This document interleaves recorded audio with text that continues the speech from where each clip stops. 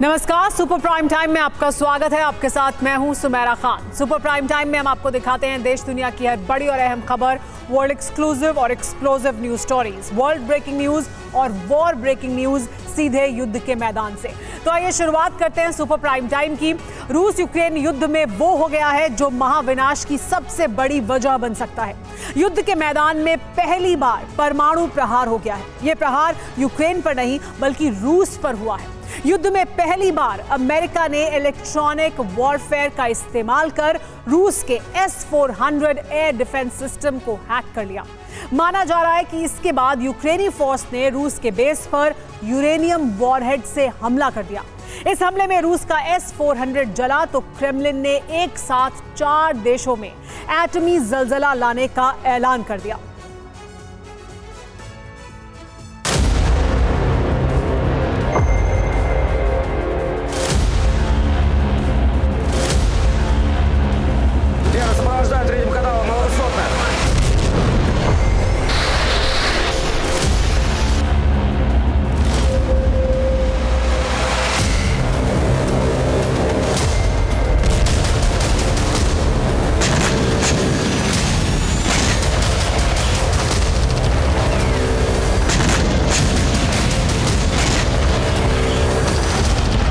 दो युद्धपोत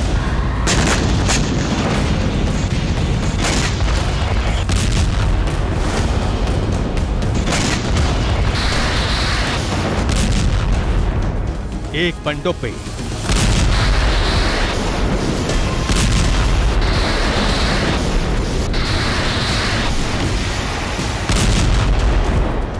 एक S-400।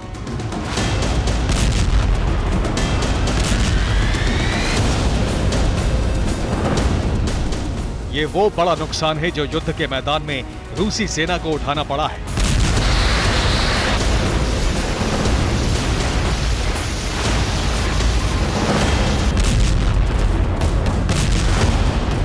चौबीस घंटे के अंदर यूक्रेनी फोर्स ने रूसी हथियारों पर बहुत बड़ा विस्फोट कर दिया।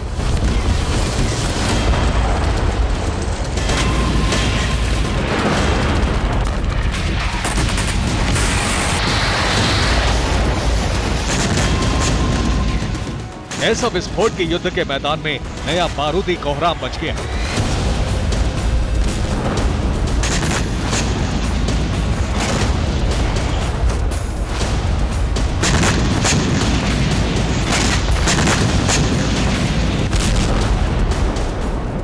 तेरह सितंबर 2023 यूक्रेनी सेना ने सेवास्तोपोल में रूस के नेवल बेस पर हमला किया।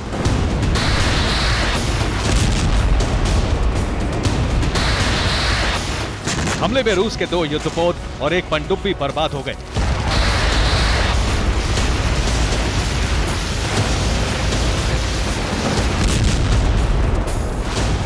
इस तारीख को यूक्रेन ने क्रीमिया के येवपटोरिया में बड़ा अटैक किया।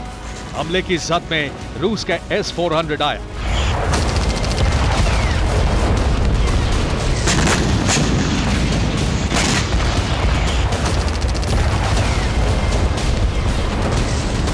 रूस का सबसे घातक एयर डिफेंस सिस्टम जल गया।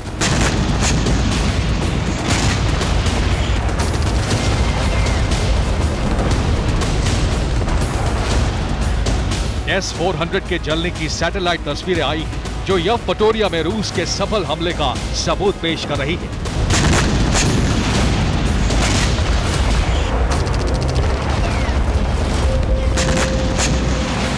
सेवास्तोपोल और येवपटोरिया में यूक्रेन के इस हमले के साथ ही इस जंग में परमाणु विनाश की कहानी शुरू हो चुकी है। शुरुआती जांच में इस बात का खुलासा हुआ है कि हमले के लिए डिप्लेटेड यूरेनियम वॉरहेड का इस्तेमाल किया गया। यूक्रेन के हमले को लेकर सनसनीखेज खुलासा हुआ तो क्रेमलिन भड़क गया।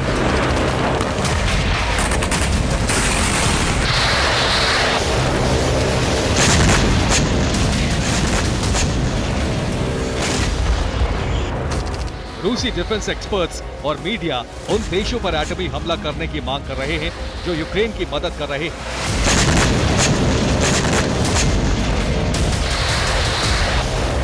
रूसी पत्रकार व्लादिमीर सोलोव्योव ने अमेरिका, ब्रिटेन, पोलैंड और जर्मनी पर परमाणु हमला करने की मांग की है। यही वो 4 बड़े देश हैं जो लगातार यूक्रेन को हमले के लिए हथियारों की सप्लाई कर रहे हैं।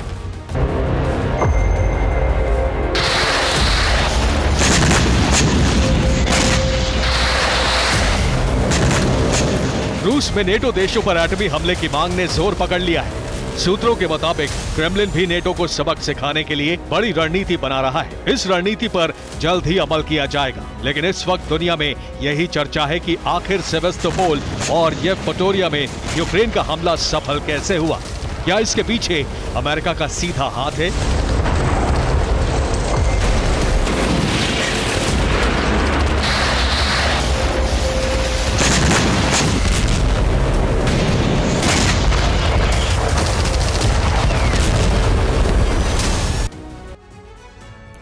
सवाल यह है कि यूक्रेन ने रूस के जिस बेस पर हमला किया वो सफल कैसे हुआ। इसको लेकर कई थ्योरी सामने आई हैं। पहली थ्योरी के मुताबिक रूस में विनाश करने के लिए अमेरिका ने यूक्रेन को सीक्रेट तरीके से एटकैम्स मिसाइलें दी हैं। अब यूक्रेन रूसी बेस को इन्हीं मिसाइलों से टारगेट करेगा। दूसरी थ्योरी ऐलान कर रही है कि अमेरिका ने रूसी एयर डिफेंस सिस्टम S-400 को हैक कर लिया। इसी के बाद यूक्रेन का हमला सफल हो सका। दावा यह भी किया जा रहा है कि रूस के एयर डिफेंस सिस्टम से छेड़छाड़ की गई। यह छेड़छाड़ अमेरिका ने की। चौथी थ्योरी के मुताबिक अमेरिका इलेक्ट्रॉनिक वॉरफेयर के लिए यूक्रेनी धरती को टेस्टिंग ग्राउंड के तौर पर इस्तेमाल कर रहा है। अमेरिका ने पहली बार इलेक्ट्रॉनिक वॉरफेयर का इस्तेमाल कर रूस से पैट्रियट का बदला लिया है। पांचवी और आखिरी थ्योरी के जरिए दावा किया जा रहा है कि यूक्रेन ने रूसी बेस को डिप्लीटेड यूरेनियम वॉरहेड से टारगेट किया। तो सवाल यही है कि अब रूस क्या करेगा? पुतिन का इंतकाम कैसा होगा?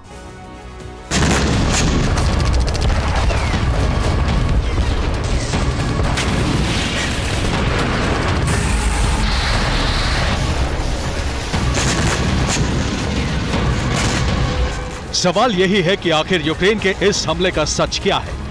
यूक्रेन का दावा है कि उसने अपने अपग्रेडेड हथियारों से हमला किया है।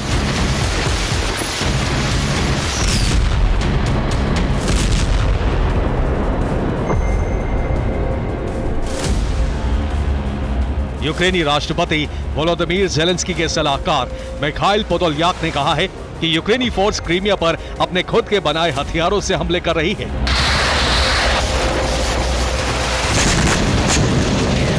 लेकिन रूस का कहना है कि यूक्रेनी हथियारों से इतना बड़ा हमला संभव ही नहीं है। दरअसल इसे अमेरिका का पैट्रियट पर हमले का बदला माना जा रहा है।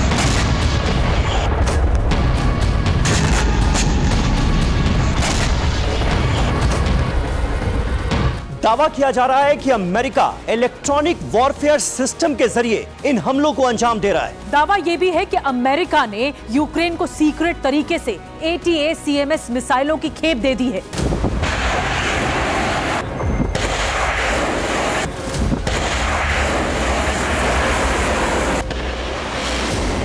अब यूक्रेनी फोर्स अटैक-एमएस मिसाइल से हमला करेगी, लेकिन रूस ने इसकी कार्ड तैयार कर ली है।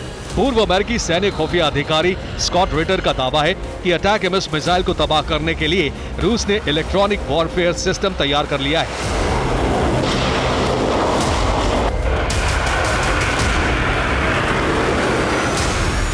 Institute for the study of war यानी ISW ने यूक्रेन के हमले को लेकर एक सनसनीखेज रिपोर्ट जारी की है। ISW की इस रिपोर्ट के मुताबिक रूस का एयर डिफेंस सिस्टम फेल हुआ, तभी यूक्रेन का क्रीमिया पर हमला सफल हुआ।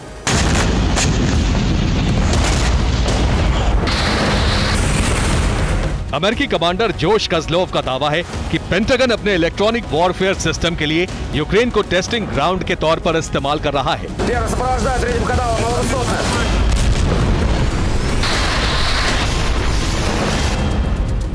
बहुत संभावना है कि अमेरिका ने अपने इसी प्रयोग के तहत रूसी एयर डिफेंस सिस्टम को हैक किया हो, जिसका नतीजा यह हुआ कि यूक्रेन के लगातार 2 बड़े हमले कामयाब हो गए।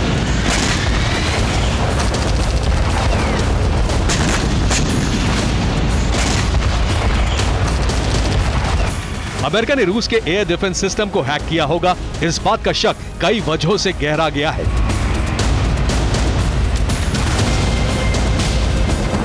तस्वीरों से साफ है कि हमला बड़े वॉरहेड से हुआ। यूक्रेन के जखीरे में ऐसी कोई मिसाइल नहीं है। S-400 छोटे से छोटे ड्रोन को भी डिटेक्ट कर लेता है। अगर ये हैक नहीं हुआ होता तो मिसाइल को इंटरसेप्ट कर लेता। डिफेंस सिस्टम में नोटिंग नहीं आई है। हमले से 60 मिनट पहले तक की लॉग शीट मौजूद ही नहीं है। अमेरिका इलेक्ट्रॉनिक वॉरफेयर की टेस्टिंग की तैयारी में काफी दिनों से है। अमेरिकी जनरल जोश कज़लोव का दावा है कि पैट्रियट ध्वस्त होने के बाद से ही अमेरिका तैयारी कर रहा था। जिस जगह वॉरहेड गिरा है वहां लोहा मौजूद था जो हमले के बाद पिघल गया। ऐसा लग रहा है कि हमले के लिए यूरेनियम वॉरहेड का इस्तेमाल किया गया।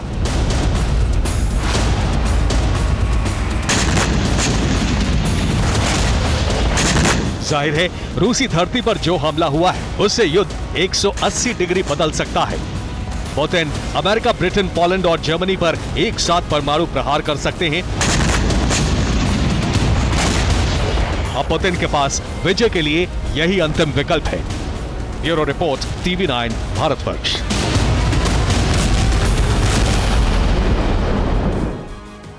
इस वक्त की बड़ी खबर आपको बता दें, युद्ध से जुड़ी ये खबर आ रही है। रूस का गाइडेड रॉकेट से हमला देखने को मिला है। हमले में यूक्रेन को बड़ा नुकसान हुआ है। खेरसोन में यूक्रेनी ठिकाना पूरी तरह से नष्ट कर दिया गया। यूक्रेन के कई सैनिक भी इस हमले में मारे गए हैं। रूस द्वारा ये बड़ा हमला यूक्रेन पर किया गया। यूक्रेन के कई सैनिक इस हमले में मारे गए हैं। खेरसोन में यूक्रेनी ठिकाने को निशाना बनाकर नष्ट किया गया रूस द्वारा।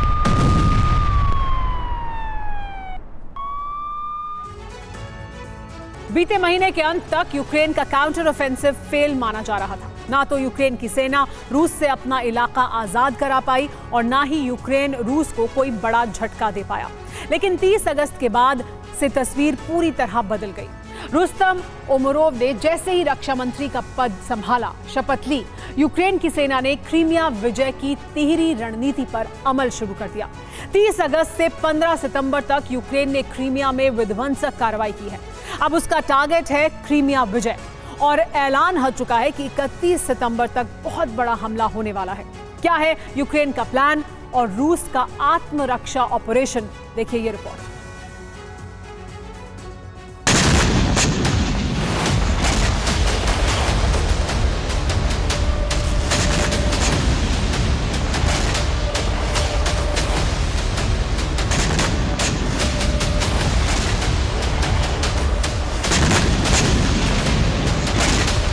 अशक्त कहे जाने वाले यूक्रेन ने रूस की शक्तिशाली नौसेना पर विध्वंसक हमले किए।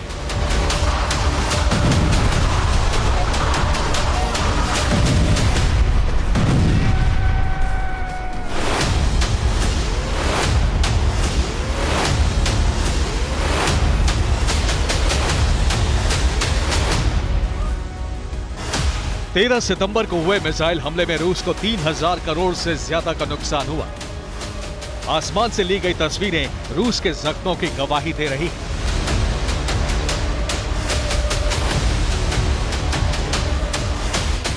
अब से पहले क्रीमिया पर इतने विध्वंसक हमले नहीं हुए जितने अब हो रहे हैं।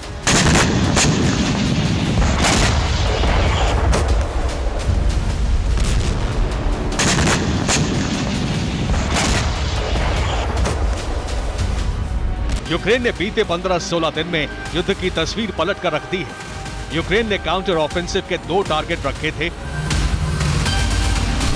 पहला टारगेट था ईस्टर्न फ्रंट लाइन पर DPR यानी डोनेट्स्क पीपल्स रिपब्लिक और LPR यानी लुहांस्क पीपल्स रिपब्लिक क्षेत्रों को रूस के कब्जे से आजाद कराना, और दूसरा टारगेट रखा गया क्रीमिया के सेवेस्तोपोल में रूस की ब्लैक सी फ्लीट को तबाह करना। क्रीमिया के रूसी सैन्य ठिकानों पर हमले करके क्रीमिया को रूस के कब्जे से आजाद कराना।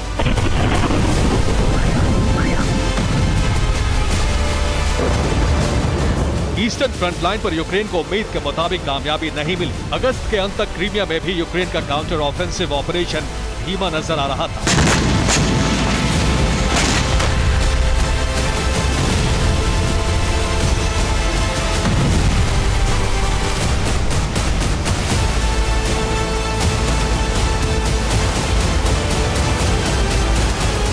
लेकिन सितंबर में यूक्रेन ने क्रीमिया में रूस के प्रभुत्व वाले क्षेत्र पर इतना बारूद बरसाया कि रूस उससे बच नहीं पाया।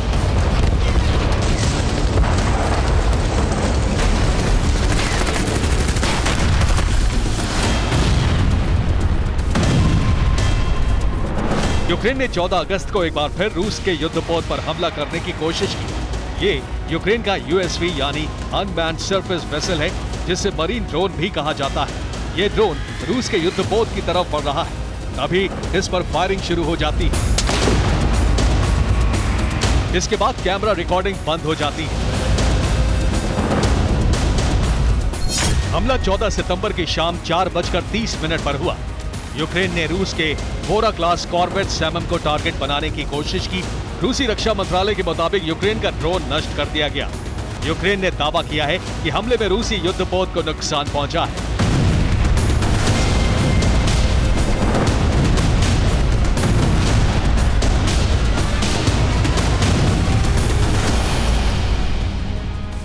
इस हमले की कोशिश से पहले यूक्रेन ने येवपतोरिया में जबरदस्त हमला किया है।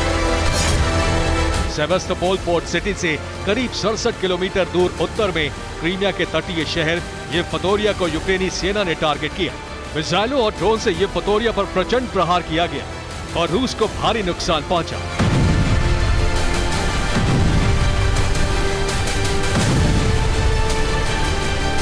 ये येवपतोरिया में हमले के बाद की सैटेलाइट तस्वीर है। इस तस्वीर में एक काला निशान नजर आ रहा है। दावा है कि यह रूस के S-400 ट्रायम्फ पर मिसाइल धमाके से बना है।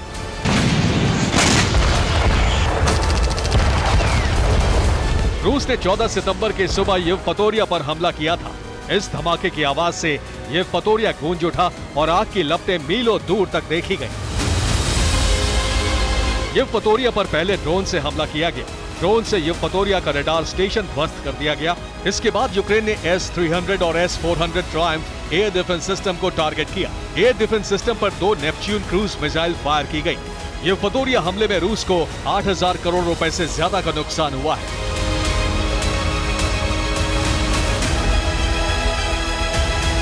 क्रीमिया पर विध्वंसक कार्रवाई रुस्तम उमेरोव के रक्षा मंत्री बनने के बाद से शुरू हुई। रुस्तम ने क्रीमिया पर हमले का तिहरा प्लान बनाया है।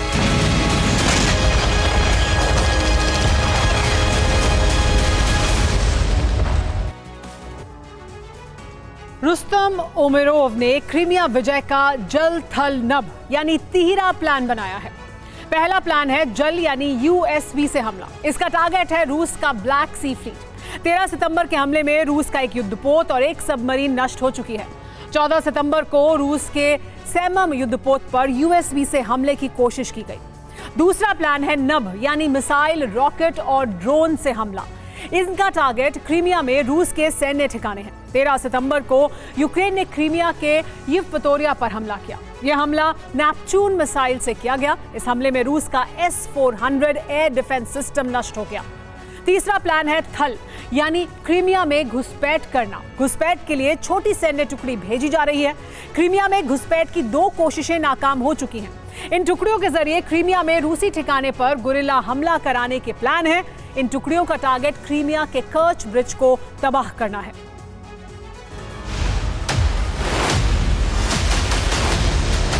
यूक्रेन ने प्लान बनाया है कि क्रीमिया में रूस के सैन्य ठिकानों पर इतने हमले किए जाएं, उसे अपने अहम हथियार, एयरक्राफ्ट और बॉम्बर यहां से हटाने पड़े।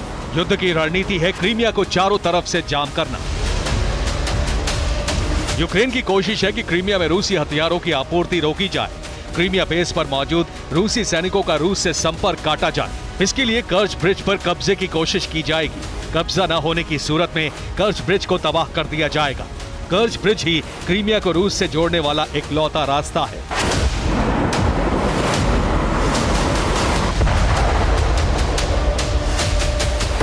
अब से पहले भी यूक्रेन कर्च ब्रिज पर 3 हमले कर चुका है, लेकिन रूस ने इस ब्रिज की हिफाजत के लिए कड़े बंदोबस्त किए हैं।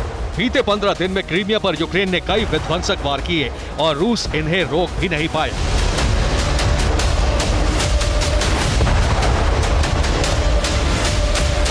क्रीमिया की कामयाबी से यूक्रेन की सेना और राष्ट्रपति दोनों का जोश हाई है। Зеленський ने इसे क्रीमिया विजय का ऑपरेशन बताया है। Це найбільша честь стати міністром оборони України у Бажаю здоров'я, шановні українці, українки. आज की जीत के लिए सेना को धन्यवाद। हमारे क्रीमिया की जमीन पर आक्रांता रूस का एयर डिफेंस सिस्टम तबाह कर दिया गया। ये यूक्रेन के लिए गौरवपूर्ण पल है। Танкових військ зараз є. जेलेंस्की ने वो लक्ष्य हासिल कर लिया है जो उन्हें मदद देने वाले अमेरिका ने तय किया था। अब अमेरिका की जमीन से ही जेलेंस्की इस जीत का ऐलान कर सकते हैं, और वो भी रूस की मौजूदगी में। 21 सितंबर को न्यूयॉर्क में संयुक्त राष्ट्र महासभा होनी है। इसमें जेलेंस्की को बुलाया जा सकता है और यूएन के मंच से रूसी प्रतिनिधि दल के सामने जेलेंस्की क्रीमिया हमले का जिक्र कर सकते हैं। क्रीमिया पर कामयाब हमलों के बाद यूक्रेन का जोश जितना हाई है, उतना ही गुस्सा रूस में है। हमलों के बाद क्रेमलिन में आपात बैठक बुलाई गई है। इस बैठक में रक्षा मंत्री सर्गेई शोइगु और रूसी जनरल सर्गेई सुरोविकिन को क्रीमिया ऑपरेशन की जिम्मेदारी दी गई है। दोनों मिलकर क्रीमिया बचाने की रणनीति बना रहे हैं। रूस क्रीमिया पर हमलों का पलटवार भी करने वाला है। ये पलटवार अब तक का सबसे विनाशक हमला हो सकता है। यूक्रेन का क्रीमिया की तरफ बढ़ाया गया हर कदम बड़े खतरे का संकेत दे रहा है। Bureau report, TV9 Bharatvarsh.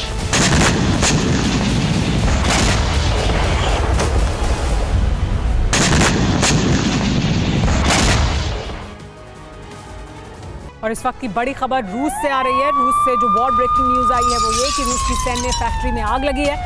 Samara की सैन्य फैक्ट्री में आग लगी है। आगजनी यूक्रेनी साजिश हो सकती है, इसकी आशंका जाहिर की जा रही है। फैक्ट्री में हथियारों के पुर्जे बनते हैं समारा में, जहां पर रूस में फैक्ट्री में आग लग गई है। फैक्ट्री में जो आग लगी है इसमें आशंका जाहिर की जा रही है कि साजिश हो सकती है ये यूक्रेन की। दरअसल जिस फैक्ट्री की आप तस्वीरें देख रहे हैं, यहीं पर हथियारों के पुर्जे बनाता है रूस, और इस फैक्ट्री में लगी है आग।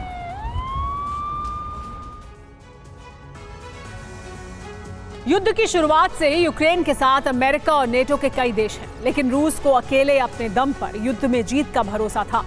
युद्ध लंबा खिंचने के बाद पुतिन ने रणनीति बदली और फिर ईरान, चीन और नॉर्थ कोरिया से दोस्ती बढ़ाई।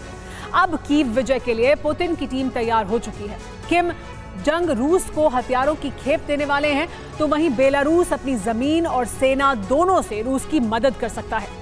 किम और लुकाशेंको से मुलाकात करने के बाद पुतिन कीव पर हमले का फाइनल ब्लूप्रिंट तैयार करने में भी जुट गए हैं।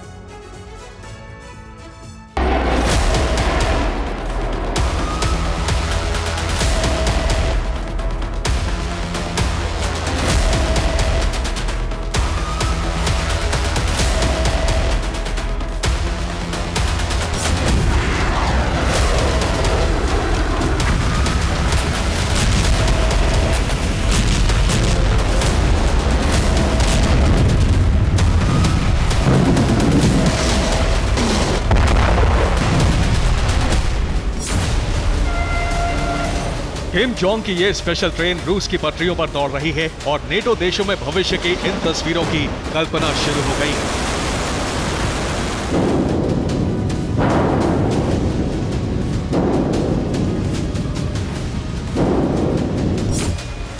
किम जोंग की ये ट्रेन रूस से लौटेगी और फिर रूस में पहुंचेंगे वो हथियार जिसकी डिमांड पुतिन ने किम जोंग से की है।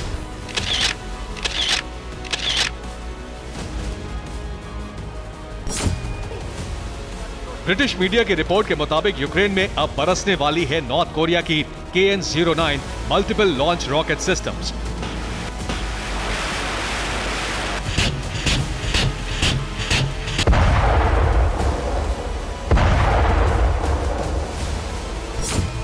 अमेरिका ने यूक्रेन को हाइमार्स सिस्टम दिया था और नॉर्थ कोरिया अब उसी का जवाब रूस में भेजने वाला है।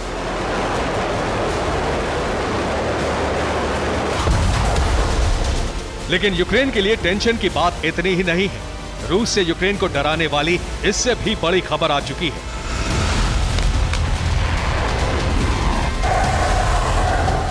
मौजूदा हालात से अंदाजा तो यही हो रहा है कि बारूद देंगे किम, हमले के लिए जमीन देंगे लुकाशेंको और बेलारूस और नॉर्थ कोरिया की मदद से पूरा होगा पुतिन का कीव विजय का ख्वाब। ये महज संयोग नहीं कि किम जोंग रूस में हैं और उसी दौरान युद्ध में शुरू से रूस के मददगार लुकाशेंको भी पुतिन से मिलने पहुंचे हैं। वॉर एक्सपर्ट और नेटो देशों को अंदाजा हो चुका है कि पुतिन अब कीव पर जीत के लिए कौन सा ब्लूप्रिंट बना रहे हैं।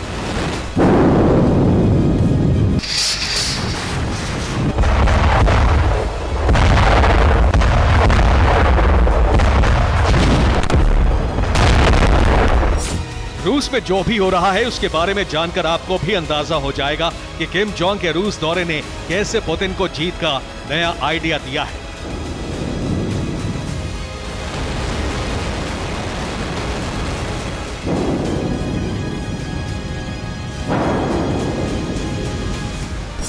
रूस के प्रेसिडेंट पुतिन, नॉर्थ कोरिया के तानाशाह किम जोंग और बेलारूस के राष्ट्रपति लुकाशेंको, इसी तिकड़ी ने जेलेंस्की को सरेंडर कराने का प्लान तैयार किया है। किम जोंग के साथ पुतिन ने हथियारों को लेकर समझौता किया है।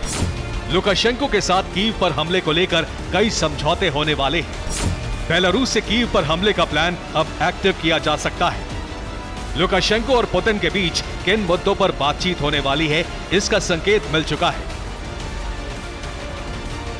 सितंबर के आखिरी हफ्ते में बेलारूस एक बहुत बड़ा युद्धाभ्यास करने जा रहा है।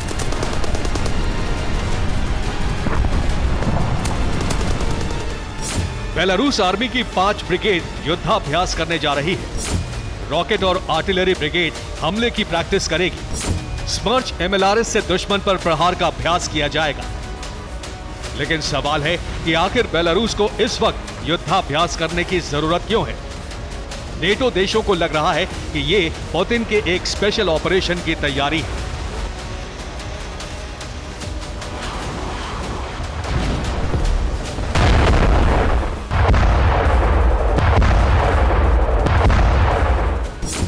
माना जा रहा है कि अब बेलारूस की आर्मी युद्ध में सीधे तौर पर शामिल होगी। बेलारूस के रास्ते ही पुतिन कीव पर हमला करेंगे। बेलारूस यूक्रेन पर अटैक के लिए अपनी जमीन दे सकता है। रिपोर्ट्स के मुताबिक हथियारों की कमी किम जोंग पूरा करेंगे और हमले के लिए रूट बेलारूस रहने वाला है, ताकि कीव पर कब्जा आसान हो जाए। बेलारूस पुतिन के लिए क्यों अहम है, यह भी समझ लीजिए।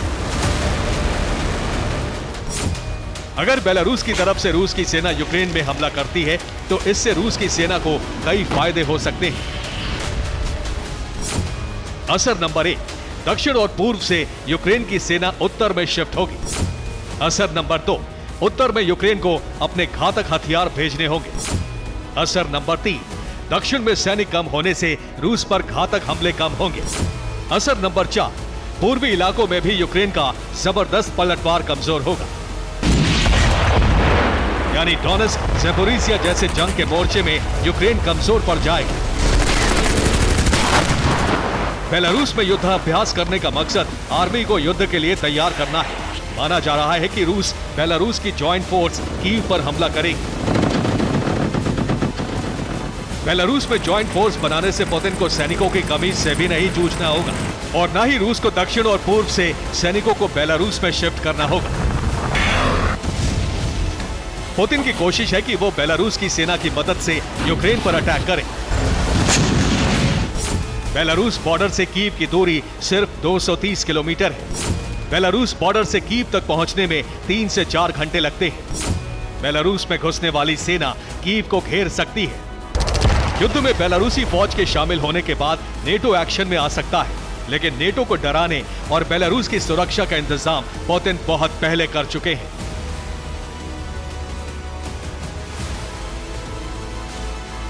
बेलारूस की सीमा पर रूस के टैंक, आर्मर्ड व्हीकल्स साल की शुरुआत से तैनात हैं। इस्कंदर बैलिस्टिक मिसाइल और दर्जनों अटैक हेलीकॉप्टर्स की तैनाती की जा चुकी है।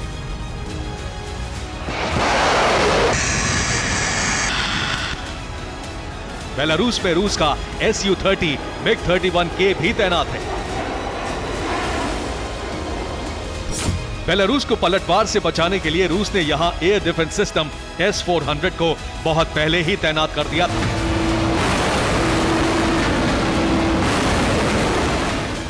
रूस से आई इन तस्वीरों ने भी अमेरिका, जापान और नेटो देशों में खलबली मचा दी है। रूस एक तरफ किम जोंग को खुश करके बेहिसाब हथियार लेने का रास्ता तैयार कर चुका है, तो दूसरी तरफ अमेरिका को भी संदेश दे रहा है। किम जोंग ने रूस में मॉडर्न और घातक फाइटर जेट बनाने वाली फैक्ट्री का दौरा किया। किम जोंग का मकसद रूस की मदद से अपनी वायुसेना और नेवी को मजबूत बनाना है। रूस इसकी तकनीक किम जोंग को हथियार देने के बदले में दे सकता है। युद्ध के मैदान से आ रही इस वक्त की बड़ी खबर आपको बता दें, यूक्रेन की हिट लिस्ट में किम का नाम मौजूद है। यूक्रेन ने किम को दुश्मन घोषित कर दिया है। वेबसाइट पर लिस्ट में जोड़ा गया है अब किम का नाम भी।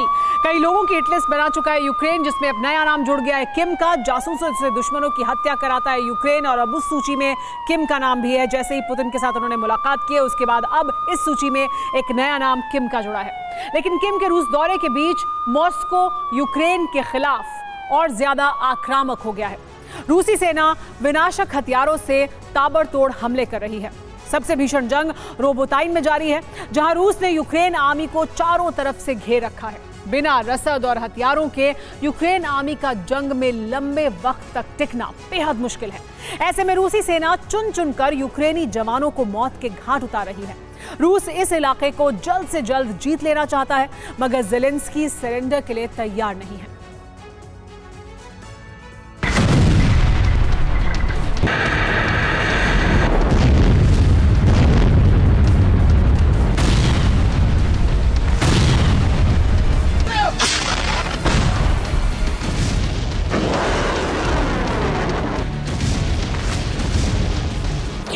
रोबोताइन में प्रहार, यूक्रेन आर्मी का संहार।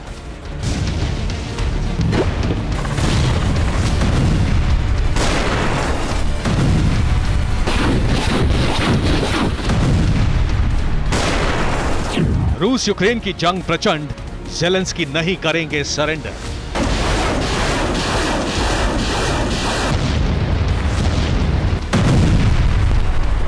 जंग की ये एक एक तस्वीर पुतिन के प्रतिशोध की गवाही दे रही है।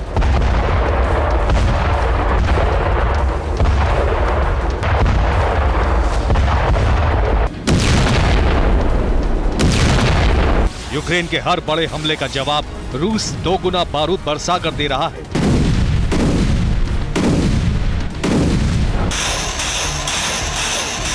रशियन आर्मी के हथियार वॉर ग्राउंड में प्रचंड आग उगल रहे हैं, जिसमें यूक्रेन आर्मी जलकर भस्म होती जा रही है।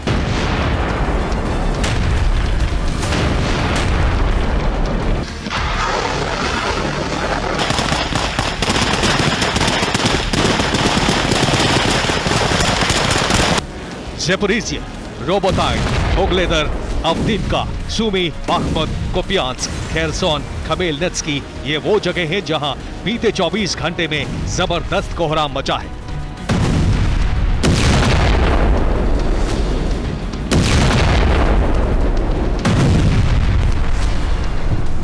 बीते 24 घंटे में इन 9 इलाकों में रूसी सेना ने प्रचंड कहर बरपाया। ताबड़तोड़ हमले किए, एक के बाद एक रूसी हमलों से यूक्रेनी सेना दहल उठी।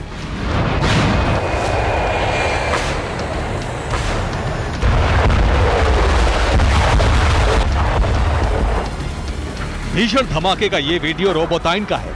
यहां रूसी सेना यूक्रेनी जवानों को चुन चुन कर टारगेट कर रही है। इस कार में बैठकर यूक्रेनी सैनिक इमारत तक पहुंचे थे, मगर रूसी ड्रोन ने यूक्रेनी जवानों की लोकेशन को ढूंढा और पूरी इमारत को ही धमाके में उड़ा दिया।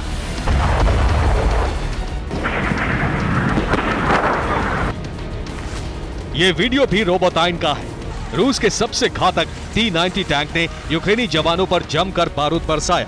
रूसी सैनिकों ने ड्रोन के जरिए यूक्रेनी सैनिकों की लोकेशन का पता लगाया और T-90 से सटीक निशाना लगाकर उसे तबाह कर दिया।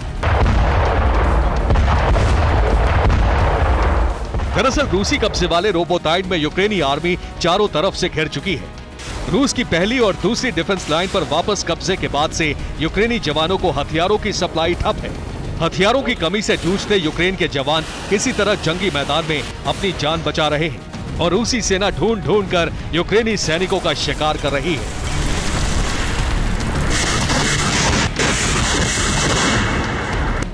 रोबोताइन ही नहीं, खेरसोन में भी रूसी सेना जमकर कहर बरपा रही है। जबरदस्त विस्फोट का ये वीडियो खेरसोन का है। रूसी दावे के मुताबिक यहाँ यूक्रेन का बड़ा हथियार डिपो था, जिसे मिसाइल अटैक कर रूस ने तबाह कर दिया। इस हमले में पश्चिम से मिले कई हथियार भी जलकर खाक हो गए। कुपियांस्क के बाद खेरसोन में रूस ने यूक्रेन के खिलाफ हमले तेज कर दिए, जिसके बाद यूक्रेन ने 31 गांवों को खाली कराना शुरू कर दिया है।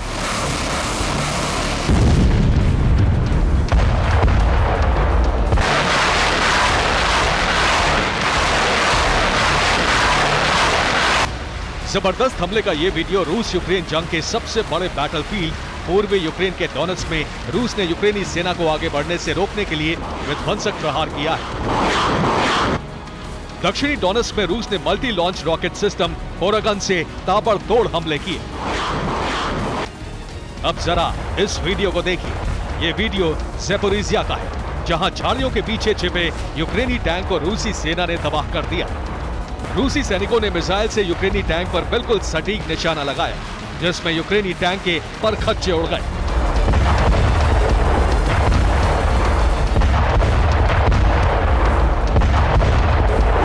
रूस के शाही ड्रोन भी यूक्रेन पर बम बनकर बरस रहे। बीती रात सिर्फ खमेलनित्स्की में रूस ने 17 कामिकाज़े ड्रोन से अटैक किया। हालांकि यूक्रेन की माने तो उसने सभी ड्रोन्स को हवा में ही तबाह कर दिया, मगर रूस ने यूक्रेनी दावों को खारिज करते हुए कहा है कि उसके कई ड्रोन अपने टारगेट को हिट करने में सफल रहे। वॉर ग्राउंड में यूक्रेन के खिलाफ रूस ने सिर्फ जमीन ही नहीं, हवाई हमले भी तेज कर दिए। रूस अपने अटैक हेलीकॉप्टर से अग्नि वर्षा कर रहा है। कोपियांस्क में फ्रंट लाइन पर रूस ने Ka-52 और Mi-28 हेलीकॉप्टर से डबल अटैक किया। इन दोनों अटैक हेलीकॉप्टर ने फ्रंट लाइन पर मौजूद यूक्रेनी सैनिकों पर मिसाइलें बरसाई। रूस यूक्रेन पर जमीन और आकाश से हमले कर रहा है, तो यूक्रेन भी रूस को उसी की भाषा में जवाब दे रहा है। ये वीडियो खमेलनित्स्की का है, जहां फ्रंट लाइन पर यूक्रेन ने अपने अटैक हेलीकॉप्टर उतार दिए, जिन्होंने जमीन पर मौजूद रूसी सैनिकों पर अनगाइडेड मिसाइलों से भीषण प्रहार किया। यूक्रेनी हेलीकॉप्टर आसमान से बम गिराते भी नजर आए। इस हमले में यूक्रेन ने रूस के कई सैनिक मारे जाने का दावा किया है।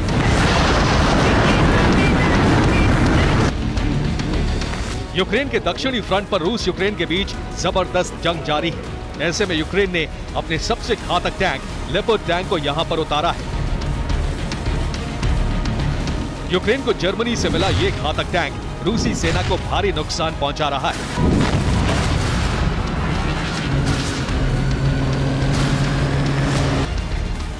दक्षिणी फ्रंट पर यूक्रेनी हमलों के बीच अवदीव्का से रूस की टेंशन बढ़ाने वाली खबर आई है। यूक्रेन की उप रक्षा मंत्री ने अवदीव्का का किला फतेह करने का दावा किया है। उन्होंने कहा, हमारे जवानों ने अवदीव्का पर कब्जा कर लिया है। ये काफी मुश्किल जंग थी, लेकिन हम विजय रहे। हालांकि रूस की तरफ से अब तक इस पर कोई बयान नहीं आया है। Bureau report, TV9 Bharatvarsh.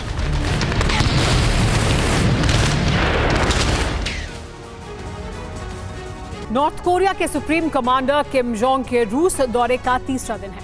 इस दौरे से ऐसी कई तस्वीरें सामने आई हैं जो पश्चिमी देशों के खेमे की चिंता बढ़ाने वाली हैं। ऐसे संकेत मिले हैं किम और रूस के बीच कई बड़े सैन्य समझौते हो चुके हैं। किम ने रूस के उन अहम केंद्रों का दौरा किया है जहां अमूमन राजकीय मेहमानों को नहीं ले जाया जाता है। रूस के सुदूर पूर्वी क्षेत्र में हो रही 2 चीफ कमांडर्स की मुलाकात अमेरिका के लिए बहुत बड़ी परेशानी बनने जा रही है। कैसे, वो आप जानिए इस रिपोर्ट से।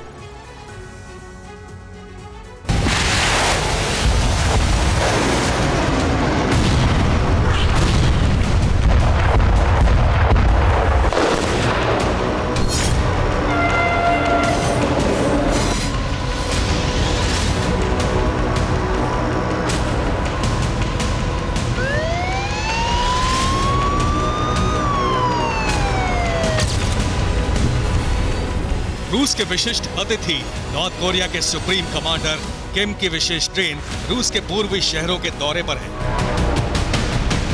रूस के अधिकारी वीवीआईपी किम के स्वागत में रेड कारपेट बिछा रहे हैं। किम को ऐसे महत्वपूर्ण केंद्रों का दौरा कराया जा रहा है जिनका राष्ट्रीय सुरक्षा से सीधा संबंध है। किम जोंग रूस के फाइटर जेट देख रहा है।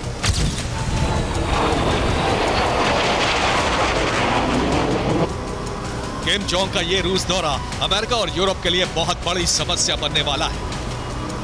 अपने दौरे के तीसरे दिन किम जोंग ने रूस के कमसमरत्स्क अन आमूर का दौरा किया। यहां रूस के उप प्रधानमंत्री डेनिस मातुरोव के साथ Kim Jong Su-57 aircraft complex पहुंचा। किम जोंग ने रूस के सबसे एडवांस फाइटर जेट को सीढ़ियों से चढ़कर नजदीक से देखा। कॉकपिट में बैठे एक अधिकारी ने किम को सारी जानकारी दी। किम के साथ चलने वाले सहायक ने दिए गए सारे निर्देश लिख लिए। कमसमलस्क अनामूर के जिस प्लांट का दौरा किम ने किया, वहां Su-35 और Su-57 फाइटर जेट बनाए जाते हैं। सुखोई सुपरजेट 100 भी यही डिजाइन और असेंबल किए जाते हैं। अनामूर शहर में किम ने Su-35 जेट की डेमो उड़ान भी देखी।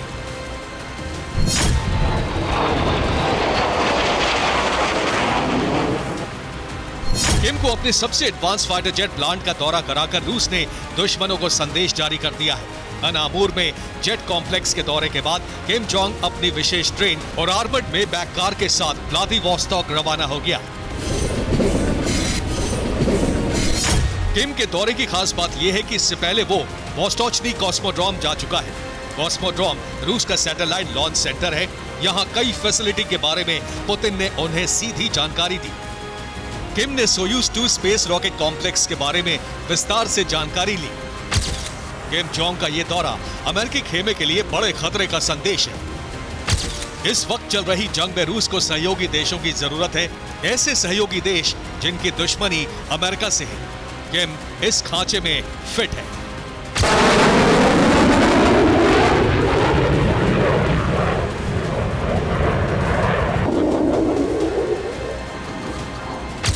किम जोंग के हथियारों से अमेरिका को सीधा खतरा है और अब रूस खतरे को ज्यादा पुख्ता, ज्यादा सटीक और अचूक बनाने का मिशन शुरू कर चुका है। किम को इस वक्त आधुनिक सैन्य तकनीक की जरूरत है और रूस को परंपरागत हथियारों की। ऐसे में दोनों एक दूसरे की जरूरत पूरी कर सकते हैं, यानी दोनों के फायदे का सौदा है। माना जा रहा है कि किम और रूस के बीच कई सीक्रेट समझौते हो चुके हैं। किम को रूस से आधुनिक सैन्य तकनीक मिलेगी, परमाणु और हाइपरसोनिक तकनीक भी ट्रांसफर हो सकती है। नई तकनीक से किम के परमाणु हथियार अचूक होंगे। किम के परमाणु हथियारों की रेंज भी बढ़ेगी। वोस्टोचनी कॉस्मोड्रोम में किम पुतिन की मुलाकात हुई। इसका मतलब है रूस नॉर्थ कोरिया की सैटेलाइट बनाने और लॉन्च में मदद करेगा। रूस किम को एडवांस फाइटर जेट तकनीक दे सकता है। किम रूस के समझौते से दुनिया में परमाणु शक्ति संतुलन बदल सकता है। किम के साथ समझौते से रूस का फायदा यह है कि किम के पास सोवियत दौर के हथियारों का बहुत बड़ा जखीरा है।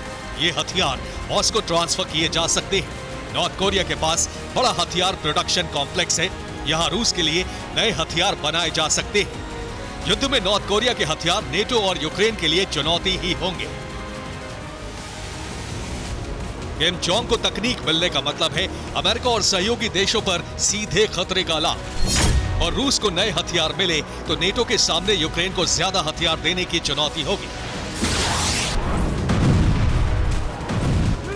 नेटो संगठन पहले ही ऐलान कर चुका है कि अब हथियारों की तंगी हो रही है, जबकि रूस अपने मित्र किम के साथ गठबंधन करके महाविनाश के 2 मोर्चे तैयार कर चुका है।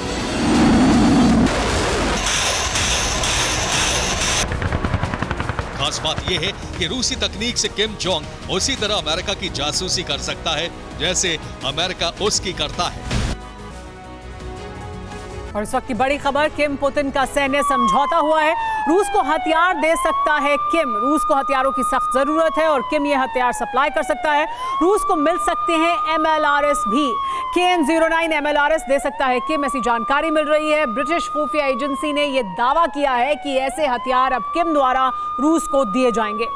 लेकिन रूस के खिलाफ जितनी भी प्लानिंग हुई, यूक्रेन को जीत दिलाने के लिए जितनी भी ताकत लगाई गई, अमेरिका की लीडरशिप में नेटो ने अब तक इस युद्ध में जो किया उसका नतीजा पूरी दुनिया के सामने है।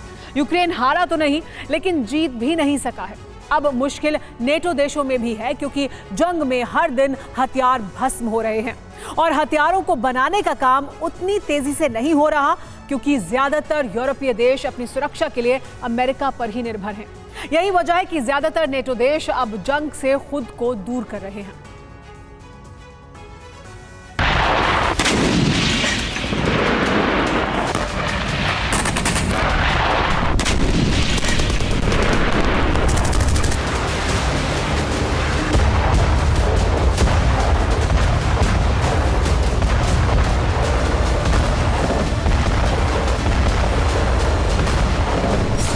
Storm Shadow missile और HIMARS।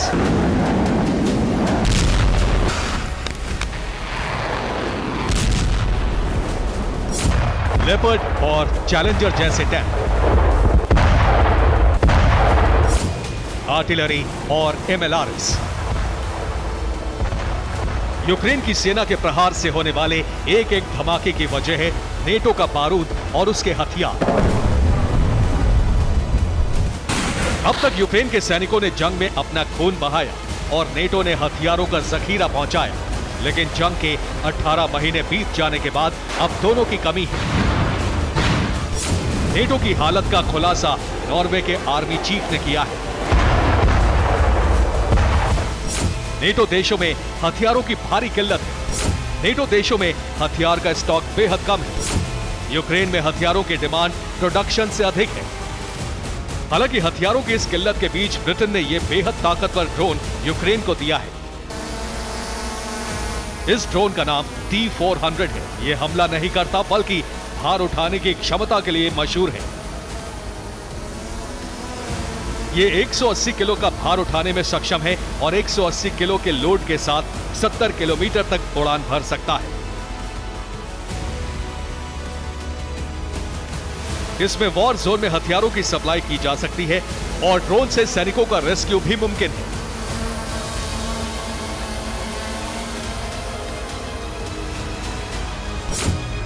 दूसरी तरफ स्वीडन में जैस 39 ग्रिपेन विमानों को उड़ाने की ट्रेनिंग पूरी हो चुकी है। यूक्रेन के पायलट अब इस फाइटर जेट से हमला करने में सक्षम है, लेकिन माना जा रहा है कि यूक्रेन को जितने हथियारों की जरूरत है उस लिहाज से ऐसे ड्रोन और फाइटर का आना बहुत अधिक मायने नहीं रखता।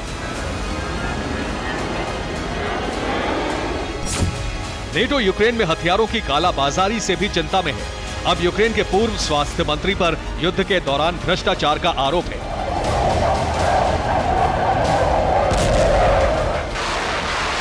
पोलैंड से भी यूक्रेन के रिश्ते अब बिगड़ रहे हैं। पोलैंड एक तरफ यूक्रेन के नेटो सदस्य बनने के खिलाफ है तो दूसरी तरफ यूक्रेन से अनाज की सप्लाई को लेकर भी तनाव है। इसलिए सवाल है कि क्या अब नेटो देश यूक्रेन से पल्ला झाड़ने की कोशिश में है।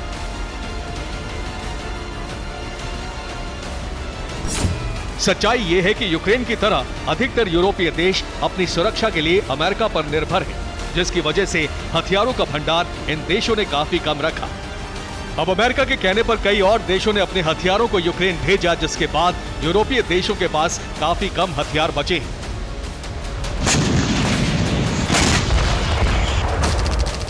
अमेरिका की वेपन रिपोर्ट के मुताबिक यूक्रेन की डिमांड को पूरा करने और अमेरिका ने जो हथियारों का पैकेज बनाया है उसे देने में महीनों का वक्त लग सकता है।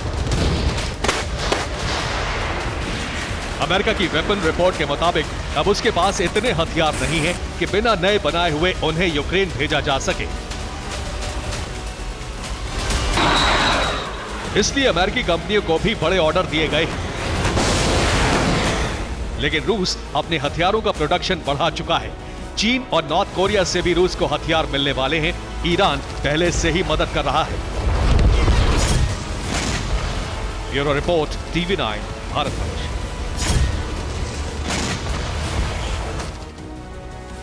और अब बात अफ्रीकी देश मोरक्को की, जहां बीते हफ्ते आए भूकंप ने भारी तबाही मचाई। अभी मोरक्को की सरकार और लोग कुदरत के इस शौक से संभले तक नहीं थे कि अब इस देश पर तूफान और सैलाब ने डबल अटैक कर दिया है। मोरक्को में भारी बारिश के चलते कई इलाकों में बाढ़ जैसे हालात बन गए हैं, जिसने लोगों की मुश्किल और बढ़ा दी है।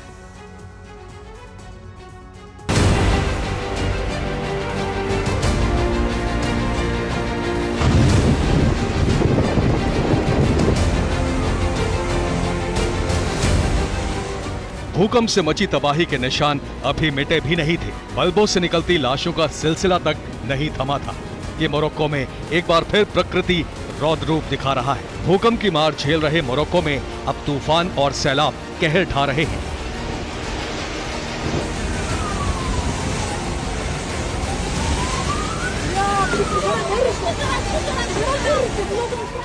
ये तस्वीरें मोरक्को के औज़दा शहर की हैं। तेज रफ्तार तूफानी हवाएं चल रही हैं, जिनके सामने किसी का भी टिक पाना बेहद मुश्किल है।